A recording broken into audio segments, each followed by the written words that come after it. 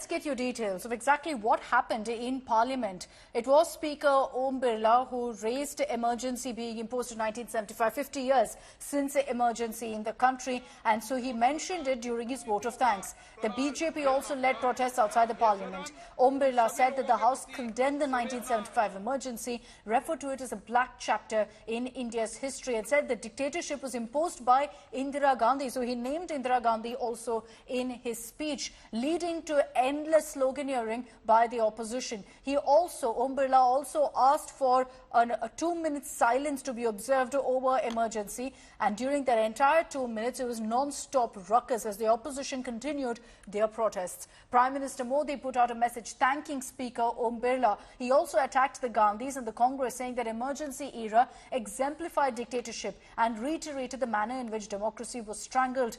The BJP, meanwhile, soon after that session, came out and held these protests that you see on your screens against the Congress over emergency. This was in the entrance of the new Parliament building as BJP leaders came together and shouted slogans against emergency. माननीय सदस्यगण, ये सदन 1975 में देश में आपातकाल emergency लगाने के निर्णय की कड़े शब्दों में निंदा करता है। इसके साथ ही हम उन सभी लोगों की संकल्प शक्ति की सराहना करते हैं जिन्होंने इमरजेंसी का पुनर्जोर विरोध किया, अभूतपूर्व संघर्ष किया और भारत के लोकतंत्र की रक्षा का दायित्व निभाया। भारत के इतिहास में 25 जून 1975 के उस दिन को हम हमेशा काले अध्याय के रूप में जाना जाएगा। इस दिन तत्कालीन प्रधानमंत्री श्रीमती इंदिरा गांधी ने देश में इमरजेंसी लगाई और बाबा साहब अंबेडकर द्वारा निर्मित संविधान पर प्रचंड प्रहार किया था। इमरजेंसी के दौरान भारत के नागरिकों के अधिकार नष्ट कर दिए गए, नागरिकों से उनकी आजादी छीन ली गई। ये वह दौर था जब विपक्ष के नेताओं को जेल में बंद कर दिया गया, पूरे देश को जेल खाना बना दिया गया। तब की तानाशाही सरकार ने अनेक पाबंदियां लगा दी गई थी, न्यायपालिका की स्वतंत्रता पर अंकुश लगा दिया गया था। इमरजेंसी का वह समय हमारे देश के मगर एक लोकतांत्रिक प्रक्रिया से गुजरकर ओम बिरला जी दोबारा स्पीकर बनते हैं, वाचस्पति बनते हैं। वाचस्पति के कुर्सी पर बैठने के पश्चात उन्होंने माननीय प्रधानमंत्री जी से कहा कि आप अपने मंत्रिमंडल से तारुफ इंट्रोडक्शन कराइए। माननीय नरेंद्र मोदी जी अपने मंत्रिमंडल से इंट्रोडक्शन कराते हैं, अपने कैबिनेट से इंट्रोडक्शन कराते हैं और उसके पश्चात हमारे स्पीकर वाचस्पति उन्होंने इमरजेंसी के विषय में कहा। इसमें कोइंसिडेंसेस क्या क्या है देखिए। 26 तारीख का कोइंसिडेंस है, कोइंसिडेंस है कैबिनेट का। जब 50 वर्ष पहले 26 तारीख को प्रातःकाल भारतवर्ष को पता चला था कि इंदिरा जी ने देश में आपातकाल लगाया है, उस समय आपको जान के आश्चर्य होगा, केवल भारतवर्ष को ही आश्चर्य नहीं हुआ था, इंदिरा जी के कैबिनेट को भी आश्चर्य हुआ था, क्योंकि इंदिरा जी के कैबिनेट को भी मालूम नहीं था कि आपातकाल लगा दिया गया है। 25 और 26 के मध्य रात्रि के आसपास चिट्ठी भेज करके इंदिरा गांधी जी ने बिना अपने कैबिनेट के सहमति के उन्होंने राष्ट्रपति से हस्ताक्षर करवाए थे। अगले दिन कैबिनेट की बैठक हुई और पोस्ट फैक्टो उस रिजोल्यूशन को एडॉप्ट किया गया, जिसके विषय में आज ओम बिरला जी ने बताया कि पोस्ट फैक्टो पाप करने के बाद उस पर मोहर लगवाने का काम इंदिरा गांधी जी ने अपने कैबिनेट से कराया।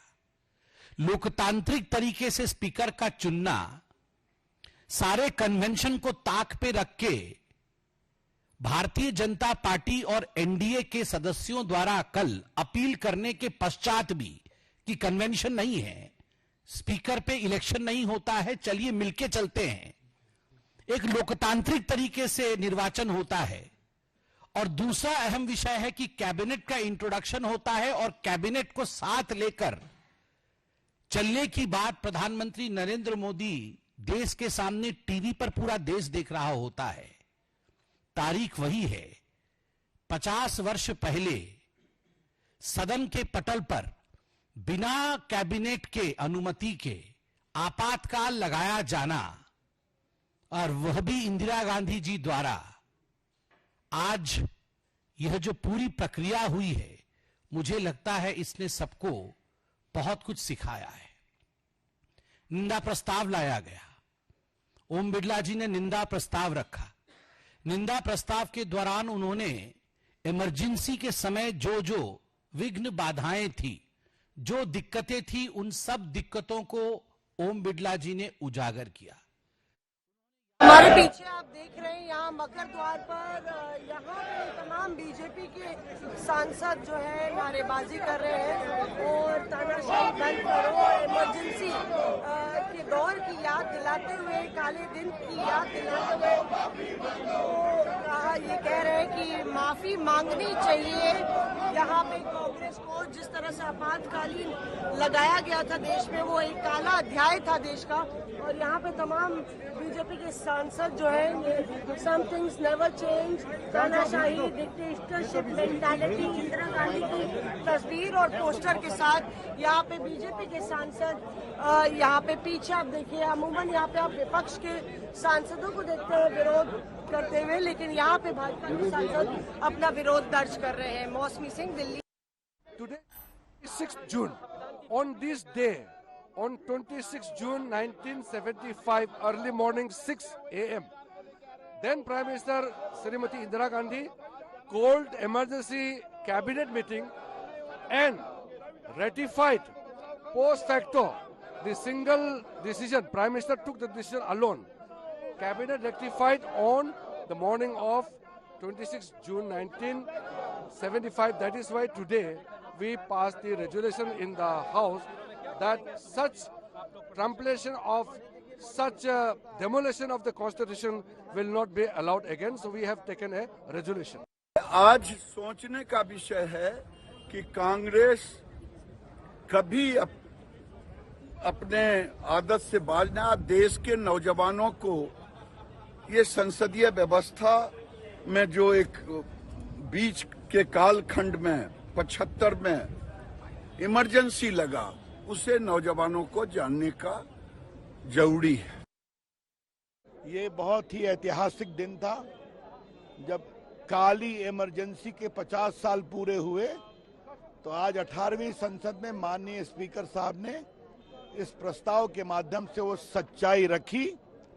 सिर्फ और सिर्फ इंदिरा गांधी की कुर्सी बचाने के लिए ये इमरजेंसी लगाई गई थी।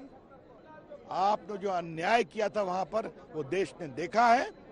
आज 50 साल बाद हम समर्पित हैं, इमरजेंसी कभी नहीं लगेगी, और कांग्रेस पार्टी संविधान की किताब रख के ये स्वांग करना बंद। जो सबसे ज्यादा संविधान की दुहाइयां देते हैं, तो उनको इस बात की भी जिम्मेदारियां लेनी चाहिए कि जो वो अपनी दादी के, अपने पिताजी के नाम पर जो है वो वोट बटोरते हैं, तो उनके किए गए कारनामों की भी क्या वो जिम्मेदारी लेते हैं। और आज जो संविधान की सबसे ज्यादा दुहाइयां देती हैं, ये भी जरूरी है कि उनका खुद का ट्रैक रिकॉर्ड वो देखें। संविधान की जिस तरह से धज्जियां उड़ाई गई हैं और जिस तरह से गला घोटा है इमरजेंसी के द्वारा, और सबके संवैधानिक अधिकार जो है इन्होंने छीन लिए थे, वो सब भी हम बार बार दुनिया को याद दिलाएंगे, ताकि इस तरह का खिलवाड़ जो है संविधान से के साथ दूसरी बार हो ना पाए। देखिए, इमरजेंसी का एक कालखंड, एक ऐसा काला इतिहास में एक ऐसा काला समय है जिसकी निंदा जितनी की जा सके उतना कम है। ऐसे में जब आज इमरजेंसी को लगे 75 साल होने को आ रहे हैं, वो दौर अभी भी जिन लोगों ने उस वक्त वो यातनाएं झेली, जो लोग उस वक्त प्रताड़ित हुए, मेरे खुद के पिता उनमें से एक भोगी रहे हैं जिनको उस दौर में बंदी बनाया गया, सारे अधिकारों को छीना गया। तो ऐसे में आज जब सदन ने इसको लेकर, जब इसकी निंदा जब रखी, ये एक ऐसा समय है जिसको आने वाली पीढ़ी को भी भविष्य में इससे सीख लेकर आगे बढ़ने की जरूरत है। ये तमाम बीजेपी के लोगों ने जो आज किया है वो दिखावा किया है।